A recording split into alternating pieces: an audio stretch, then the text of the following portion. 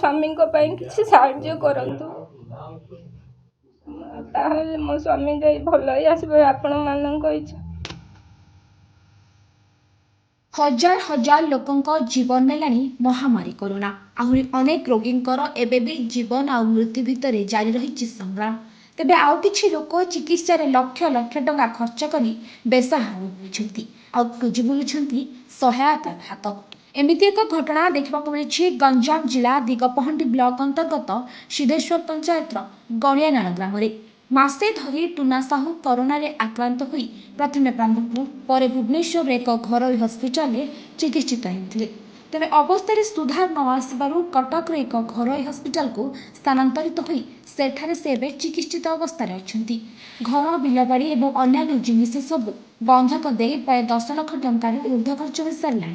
संपूर्ण सुस्थ होगा भले आहरी 5 ରୁ 10 लाख टंका आवश्यक थिबा बेले घरे आउ काणी कौड़ी केबी वर्तमान तक अवस्था सामान्य उन्नति आसी सत ये 2 छुआ को धरी स्त्री एत टंका कौन से नहीं बड़ी चिंता।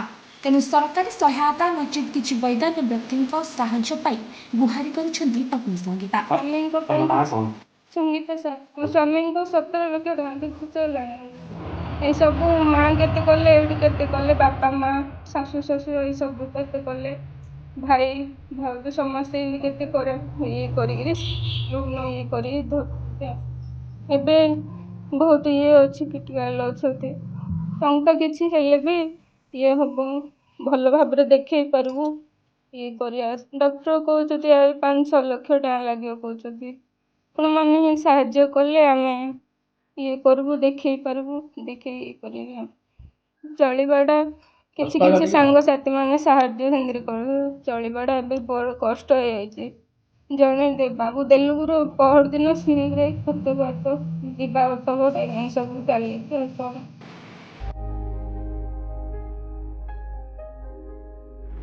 एक पान दुकान कर प्रतिपोषण करुवा बेले टुना असहाय परिस्थिति एत जटिल हो पड़ी जे घर चलाइबा कष्टकर।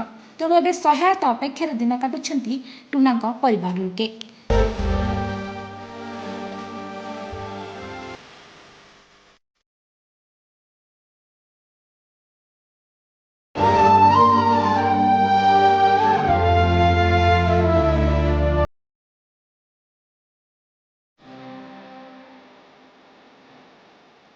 राजेन्द्र पत्रक रिपोर्ट रिपोर्टर्स टुडे।